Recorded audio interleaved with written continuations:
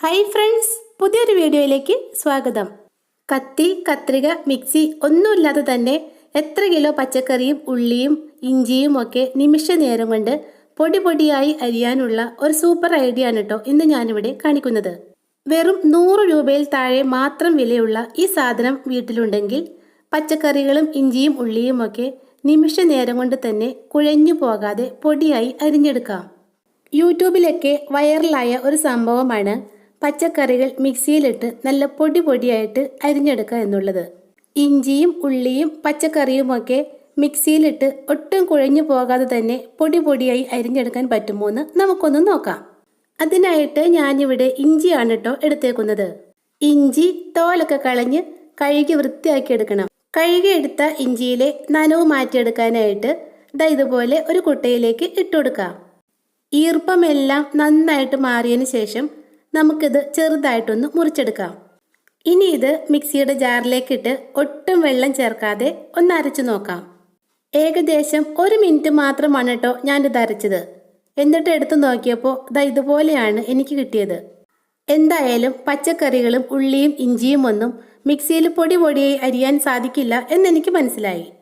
പൊടി പൊടിയായി അരിയാനിട്ട് ഇഞ്ചി ഇതുപോലെ കുഴഞ്ഞാണ് കിട്ടിയത്. അരച്ചെടുത്ത ഇഞ്ചി മാസങ്ങളോളം കേടാകാതെ സൂക്ഷിക്കാനുള്ള ഒരു സൂപ്പർ ടിപ്പാണ് കേട്ടോ പറയുന്നത്. അതിനായിട്ട് നമുക്ക് വേണ്ടത് ഇതുപോലെ ഒരു ഐസ് ട്രേ ആണ്. അരച്ചെടുത്ത ഇഞ്ചി നമ്മുടെ ഐസ് ട്രേയിലെ ഓരോ കുഴിയിലേക്കും ഇതുപോലെ നിറച്ചു കൊടുക്കാം. ഇഞ്ചി മുഴുവനും നിറച്ചതിന് ശേഷം ഒരു സ്പൂണ് കൊണ്ട് നന്നായിട്ടൊന്ന് അമർത്തി കൊടുക്കാം. ഇനി ഇത് ഫ്രീസറിലേക്ക് വെച്ച് ഒന്ന് തണുപ്പിച്ച് കട്ടയാക്കി എടുക്കണം. നമ്മൾ അരച്ചെടുത്ത് ഫ്രീസറിൽ വെച്ച് തണുപ്പിച്ച ഇഞ്ചി നല്ല കട്ടയായിട്ട് കിട്ടിയിട്ടുണ്ട്.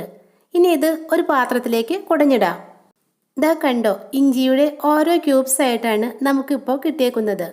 കഴുകി വൃത്തിയാക്കി തുടച്ചുണക്കിയ ഒരു എയർ ടൈറ്റ് കണ്ടെയ്നറിലേക്ക് നമുക്ക് ഈ ജിഞ്ചർ ക്യൂബ്സ് എല്ലാം ഇട്ടുകൊടുക്കാം.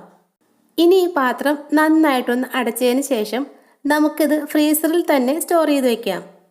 കറി ഉണ്ടാക്കാനായിട്ട് ഇഞ്ചി ആവശ്യം വരുമ്പോൾ നമ്മുടെ ഈ ബോക്സിൽ നിന്നും ഒരെണ്ണ എടുത്ത് കറിയിലേക്ക് ഇതുപോലെ ഇട്ടുകൊടുത്താൽ മാത്രം മതി.